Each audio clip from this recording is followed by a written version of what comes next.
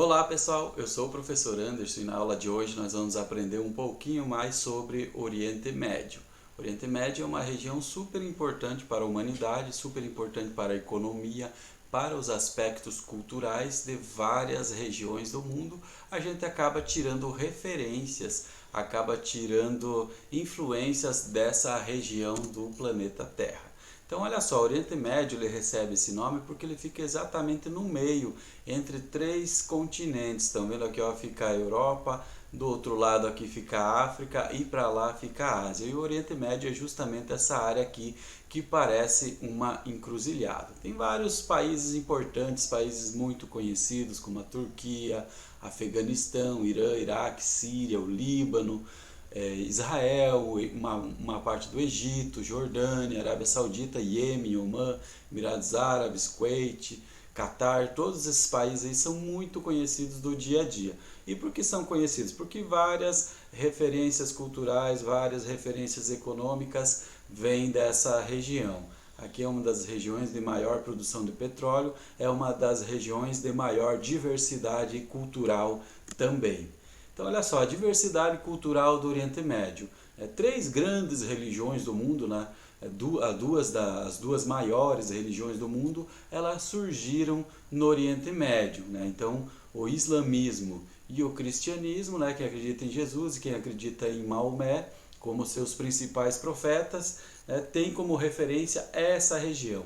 E aqui tem uma imagem da cidade de Jerusalém que mostra bem essa diversidade cultural que habita nesse território formado pelo Oriente Médio. Nessa imagem aqui a gente pode perceber algumas igrejas cristãs lá em Jerusalém, uma mesquita representando os muçulmanos, o Muro das Lamentações. Então são áreas sagradas para os cristãos, para os muçulmanos e para os judeus. Na verdade, essas três religiões elas derivam mais ou menos dos mesmos livros, elas acreditam em boa parte de vários profetas em comum, né, distinguindo elas apenas uma certa interpretação. Por exemplo, o judaísmo acaba dando mais ênfase para o profeta Davi, o cristianismo acaba dando mais ênfase para o Jesus Cristo e o islamismo acaba dando mais ênfase para o profeta Maomé. Então existe essa grande diversidade cultural e essa grande diversidade cultural acaba sendo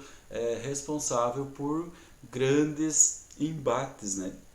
Até mesmo guerras na região, perseguições religiosas, porque aqui foi o berço das principais religiões mundiais, né? Três das principais religiões mundiais. Nessa terra aqui andou o profeta Davi, nessa terra aqui andou o profeta Jesus Cristo e nessa terra aqui também andou o profeta Maomé. Então existe essa grande diversidade cultural. Essa aqui é considerada uma terra santa para o judaísmo, é considerada uma terra santa para os cristãos e é considerada uma terra santa para os muçulmanos. Existe então toda essa territorialização, toda essa carga cultural dentro da região do Oriente Médio. Além dessa região ali de Jerusalém, existem outras regiões importantes, como Meca, que é a outra cidade sagrada para os muçulmanos. Existe a Península do Sinai, existe o Egito, né? Existiu, né, no passado o reino da Babilônia. Toda essa região aqui, portanto, fazem parte da cultura ocidental e da cultura das religiões globais. Nessa região também existem os chamados povos beduínos do Oriente Médio. Então, existem várias etnias dentro dos beduínos, né, que se encaixam como beduínos, que são aqueles povos nômades, em que eles andam de um lugar para o outro, normalmente criando animais. Por exemplo, aqui na Arábia, onde existem os beduínos, é muito valorizado, né, as corridas de camelo, a criação de camelo. E quem cria os melhores camelos? São esses povos aqui. Aí eles criam, vendem esses camelos, vendem esses animais para disputa de corridas, para servir de alimentos, né, no caso das cabras, das ovelhas, enfim. É um estilo de vida próprio, é um modo de vida muito peculiar. Tem seus dialetos, né, tem sua própria cultura dentro de toda essa região, que engloba não só o Oriente Médio. Vocês podem ver nesse mapinha que ele pega uma boa parte do Oriente Médio, mas os beduínos também englobam desde a Mauritânia até Omã. Então toda essa área aqui, né, são os chamados povos do deserto. Quando os recursos vão findando, quando o pasto vai diminuindo de certas regiões, de certos oásis, eles mudam, eles levantam suas casas, né, que normalmente são compostas por tendas, e aí mudam para outro lugar, levam seus animais para um lugar onde exista um recurso mais abundante. Então eles têm esse estilo de vida que é muito peculiar dessa região lá do norte da África e do Oriente Médio, apesar de que esse estilo de vida vem diminuindo, né? Apesar de ele ter diminuído a quantidade de pessoas que vivem nesse estilo por conta das criações, né, de modo fechado, ainda estima-se que 10% de toda a população que habita essa região aqui, elas fazem parte dos beduínos, esses povos nômades do norte da África e do Oriente Médio. Então, o Oriente Médio é a região que enfrenta o maior estresse hídrico do planeta. Estão vendo esse mapinha aqui? Ó? Esse mapinha ele mostra que as áreas em vermelho, as áreas próximas do tom de vermelho aqui, elas são áreas em que existem maior escassez hídrica. E pode ver que o norte da África e toda essa região do Oriente Médio está como uma região gravíssima, uma região onde a água não existe em abundância. E o que acontece? As pessoas perfuram poços e cada vez mais o nível do lençol freático vai baixando. Então, para alimentar os animais, para alimentar a população, as pessoas acabam forçando essas áreas de lençóis freáticos. Existem alguns países, como por exemplo Israel, lá no Oriente Médio, em que eles dessalinizam a água do mar. Então eles têm processos lá através da filtração da água, através de membranas super finas, né, com malhas super finas, eles conseguem retirar o sal da água, né? Então tem alguns processos lá em Israel que acaba sendo até mesmo mais barato você tirar a água, o sal, né, da água do mar, do que você fazer, por exemplo, um tratamento de água que a gente faz normalmente de água do rio aqui no Brasil. Então eles conseguem fazer isso a um baixo custo. É claro que não são todos os países que têm essa tecnologia. Lembrando que quem desenvolve a tecnologia sempre quer vender para o outro, né? Não vai entregar a tecnologia de graça. Então, na verdade, Israel detém essa tecnologia e usa ela com bastante força. Os demais países ainda sofrem muito com a escassez de água. Existem alternativas, né? Mas precisa pagar, precisa de investimento em ciência e tecnologia. A região do Oriente Médio também é muito conhecida por ter grandes reservas de petróleo. Que vocês estão vendo nessa imagem aqui, um árabe, né, observando uma indústria, né, uma área de refino de petróleo, uma área de exploração de petróleo. Então, o Oriente Médio, para vocês terem uma ideia, ele detém cerca de metade de todo o petróleo do mundo. Então, de cada 2 litros de petróleo conhecido hoje, de jazido de petróleo, um está no Oriente Médio. E como que se formou esse petróleo lá no Oriente Médio? Que vocês estão vendo o mapinha da África e estão vendo que ele está se movimentando. Esse movimento é o movimento das placas tectônicas. Estão vendo que aqui existia um mar nessa região? Aqui está a Península Arábica, que estava grudada ainda com a África. Podem ver que esse mar ele vai fechando. Estão vendo? Ó, ele vai fechando, fechando, fechando. Ó, fechou. Então os depósitos originados desse fechamento desse mar, né, pré-histórico, esses depósitos acabaram originando grandes áreas de petróleo. Então toda essa região aqui da Arábia Saudita, do Kuwait, do Catar, do Bahrein, do Iraque, do Irã, né, eles formaram uma grande bacia petrolífera por conta desse movimento das placas tectônicas que ocorreu há milhões de anos. E ó, o mar se fechou, né, então confinou ali dentro dessa bacia vários micro-organismos, vários seres vivos que morreram e depois deram origem a essas grandes áreas de petróleo. Então o Oriente Médio é uma região super disputada, é uma região de interesse mundial justamente porque existem grandes depósitos de petróleo. E quem faz a exploração de petróleo? Normalmente são as grandes empresas mundiais. Então quem faz a fiscalização lá são os Estados Unidos, as Forças Armadas dos Estados Unidos estão presentes na região. O único país em que não aceita as forças americanas é o Irã.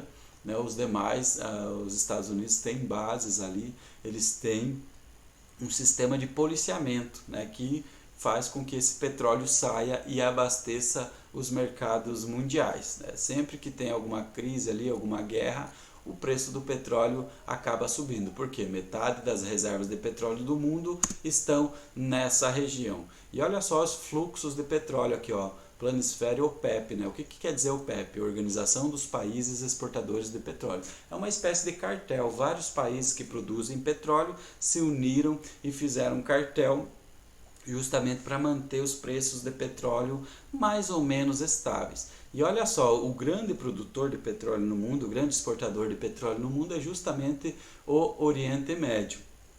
Olha só a produção aqui ó, do Oriente Médio que sai de lá por dia, 22 milhões de barris de petróleo. Então é muito petróleo sendo exportado para várias áreas do mundo. Essa é uma grande região exportadora de petróleo. E aí esse petróleo vai para onde? Ele vai uma grande parte para a China, que é um mercado consumidor. A China não é um grande produtor de petróleo, então ela tem que comprar do Oriente Médio. Uma parte vai para a Europa e outra pequena parte vai para os Estados Unidos. Por que vai menos para os Estados Unidos? Porque os Estados Unidos é um país que desenvolveu muito a sua produção de petróleo.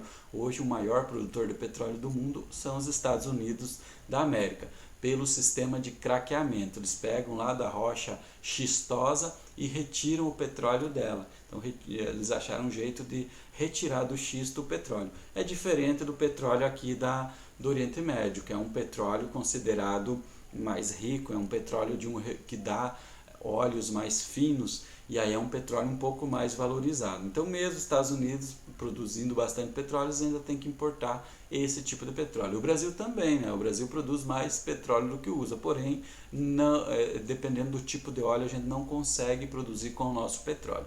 O resultado, nós temos que importar um pouquinho de petróleo lá do Oriente Médio para misturar com o nosso e fazer os produtos que o nosso petróleo aqui não dá. Então tem vários tipos de petróleo e o Oriente Médio produz um dos melhores petróleos do mundo. E isso garante a eles, né, a liderança nas exportações de petróleo. Né? A economia desses países depende muito da exportação do petróleo.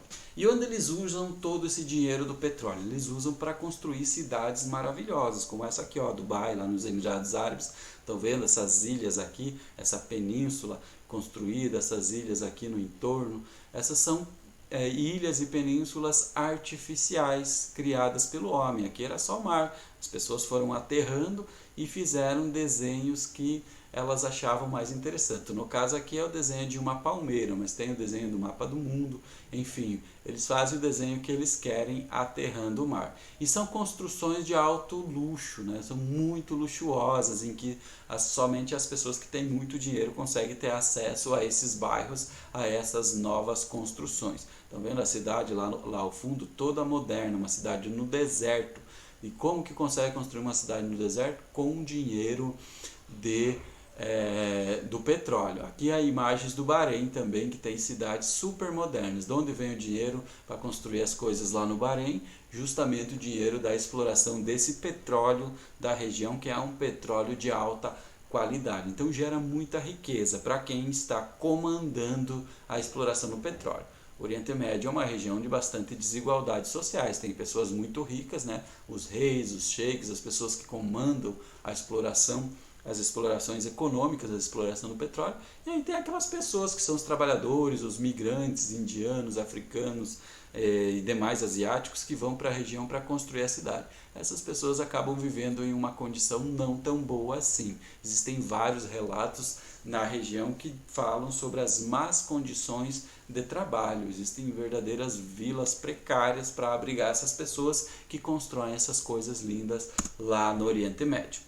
E aí as pessoas lá no Oriente Médio, elas convivem com vários conflitos, né? Tanto esses conflitos por conta das questões sociais, mas também conflitos por questões religiosas, né? Um dos países mais odiados lá no Oriente Médio são os Estados Unidos da América, a Inglaterra, que são países que na história desses países interferiram muito. E aí existe um grande ódio, né, desses países, né, numa boa parte da população lá do Oriente Médio. E por que os Estados Unidos interferem? Justamente porque lá existe uma grande quantidade de energia depositada no subsolo na forma de petróleo. Até mesmo o próprio Estado de Israel, né, é uma construção, né, encabeçada principalmente pelos Estados Unidos da América para ter uma espécie de território, para ter uma espécie de aliado ali dentro da região. E isso incomoda muitos árabes, né? Na religião do Islã, ela prega que não devem, né, os infiéis não devem pisar na terra sagrada. E se a gente considerar essa interpretação, existem vários infiéis, inclusive o Estado de Israel, que é um Estado que não acredita em Maomé, né? Os judeus em si não acreditam em Maomé, acreditam lá principalmente nos escritos de Davi e outros profetas, né? Alguns em comum com o Islã, mas tem essas diferenças. E aí causa essa revolta na população. Então qualquer ação que Israel faz, qualquer ação que os Estados Unidos fazem na região geram protestos, as pessoas se revoltam porque são pessoas de outra cultura interferindo dentro dos países do Oriente Médio.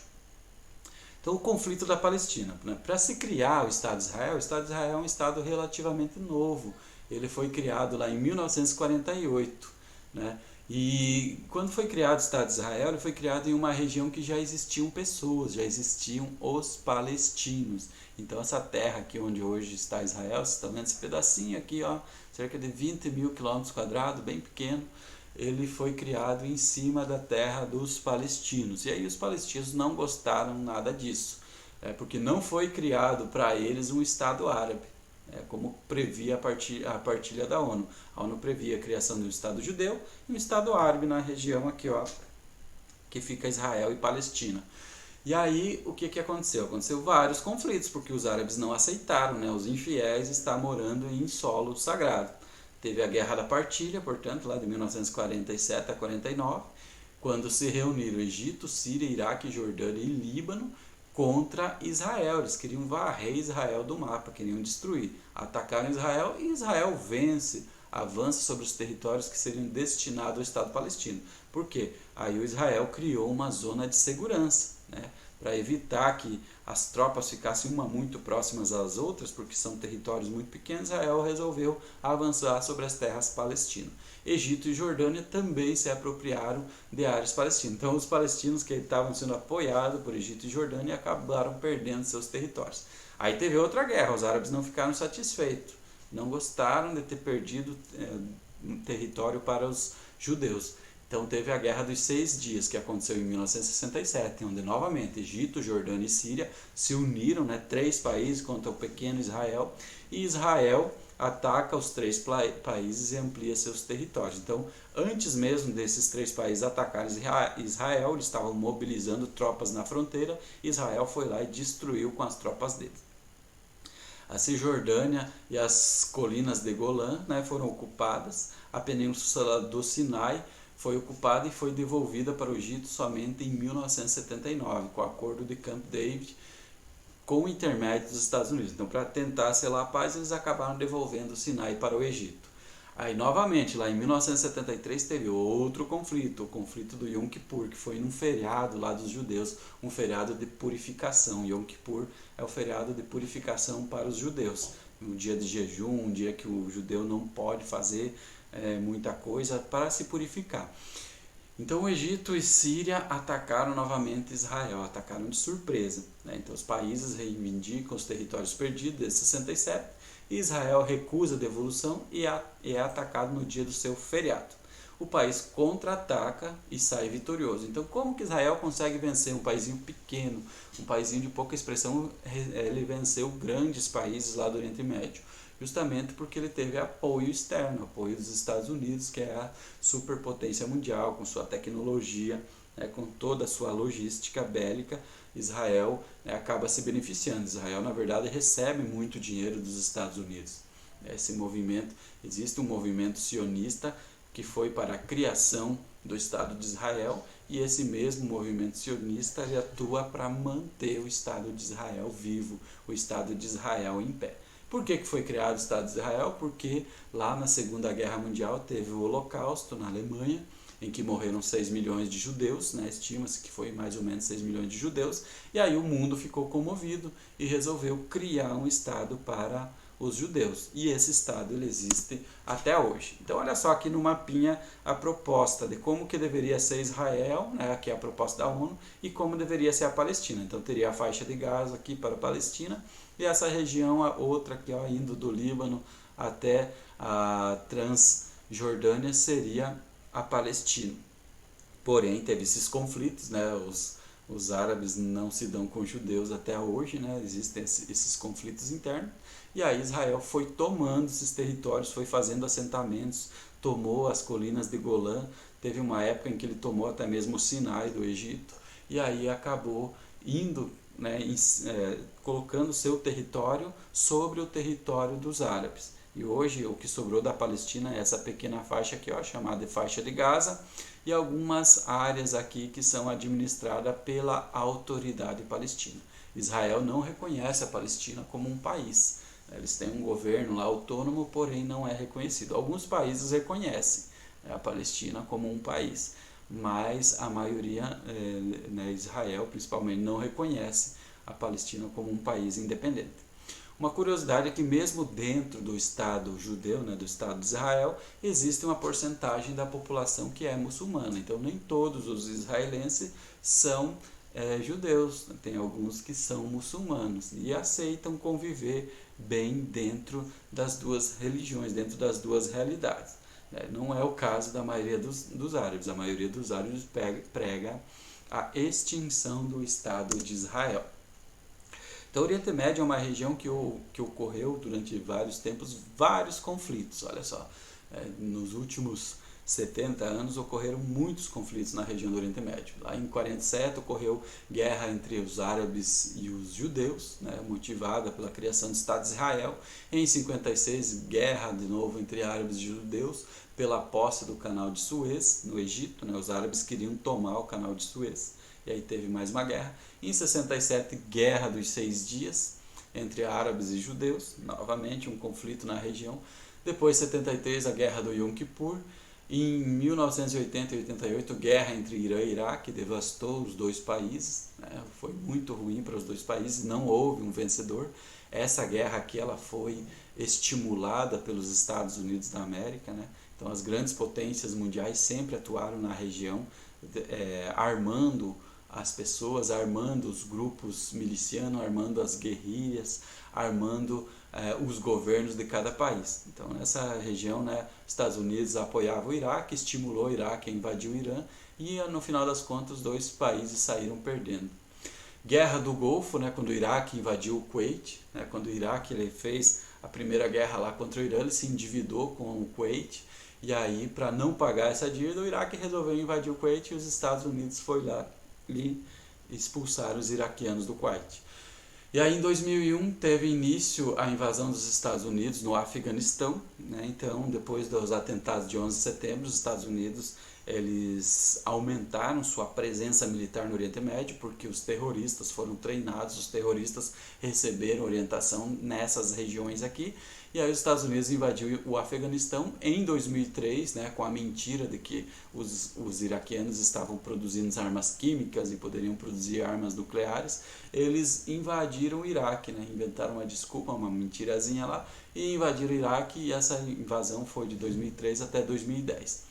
E aí em 2010, em vários países do Oriente Médio, surgiu um movimento chamado Primavera Árabe, né, que foram vários protestos. Essa Primavera Árabe depois deu início lá na Síria, né, como parte da Primavera Árabe, o início da guerra civil lá no território sírio, que dura até hoje. Né?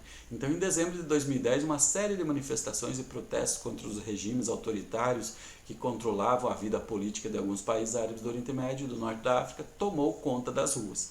Então, a população estava desanimada lá, com falta de emprego, com falta de perspectiva, as desigualdades sociais, pessoas muito ricas e pessoas muito pobres, e resolveram se revoltar contra seus governantes. Lembrando que nessa região é comum a presença de ditadores, pessoas que ficam lá 20, 30 anos no poder.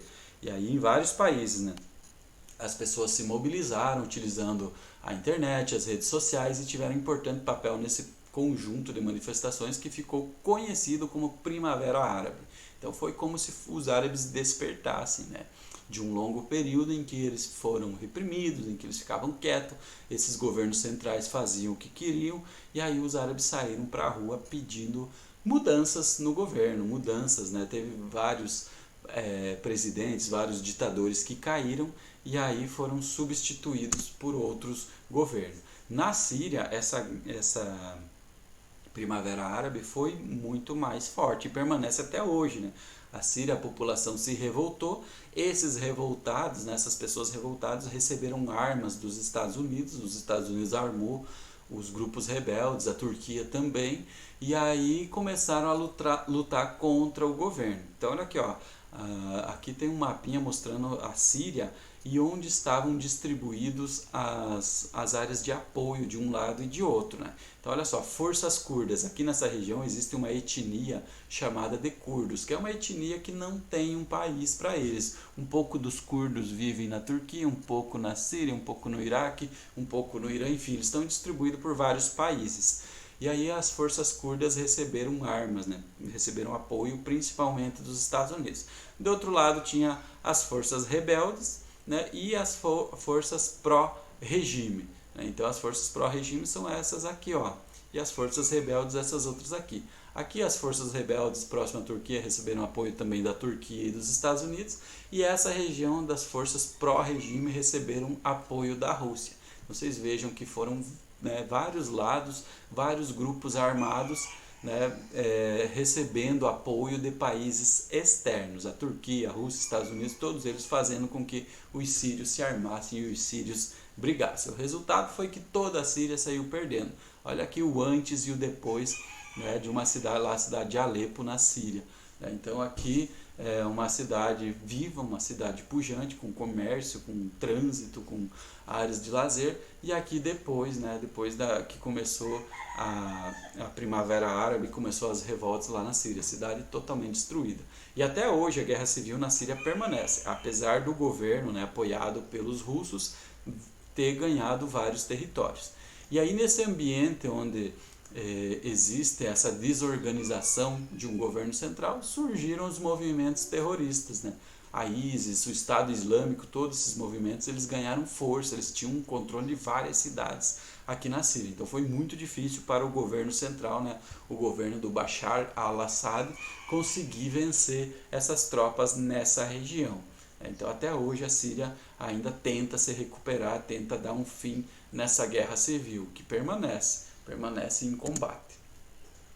Então, o resultado de tudo isso, os países que foram contra, né, de um modo geral, os países que foram contra os Estados Unidos ou que participaram de uma guerra recentemente, eles são países com os piores indicadores sociais. Por exemplo, o Iraque foi alvo dos Estados Unidos. Então, olha aqui, ó, taxa de mortalidade infantil lá no Iraque, é uma taxa elevada, uma taxa aí próxima dos 40, né, de cada 1.000 crianças nascidas vivas, próximo de 40 acabam morrendo antes de completar um ano de idade. O Irã, mesma coisa. Então são países que não são alinhados com os Estados Unidos. Já os países que têm petróleo e que não entraram em conflito com os Estados Unidos da América, vocês podem ver que são países que têm indicadores de países de primeiro mundo, né? Omã, Arábia Saudita, Emirados Árabes, o Catar, Israel, que é super desenvolvido, a Síria, a Jordânia, tem mortalidade infantil baixa, tem um bom IDH, Índice de Desenvolvimento Humano. E já esse aqui, ó, é um país esquecido. O Iêmen é um país que, olha, tem as maiores taxas de mortalidade infantil do Oriente Médio. Porque esse país não tem tanto interesse assim dos estrangeiros. É um país que não tem petróleo. Se não tem petróleo, ninguém se interessa pelo Iêmen. O resultado é que no Iêmen existem disputas religiosas. Eles mesmos se matam entre eles mesmos, né? Duas facções religiosas acabaram promovendo uma guerra política. Então o Iêmen passou por uma guerra civil recentemente. E isso não foi bom para o país. Isso coloca o país entre um dos países mais ruins, um dos piores países do mundo para se viver. Então o Iêmen é esse país aqui que ninguém liga muito. Se as pessoas estão lá em guerra civil, o mundo não está nem aí, porque o Iêmen não tem petróleo. Nós ligamos apenas para esses países aqui, ó. Eles produzem petróleo, eles são importantes para o Ocidente. Então essa foi a nossa aula de hoje sobre o Oriente Médio. Vocês viram várias características culturais, econômicas da região. Eu fico por aqui e até a próxima.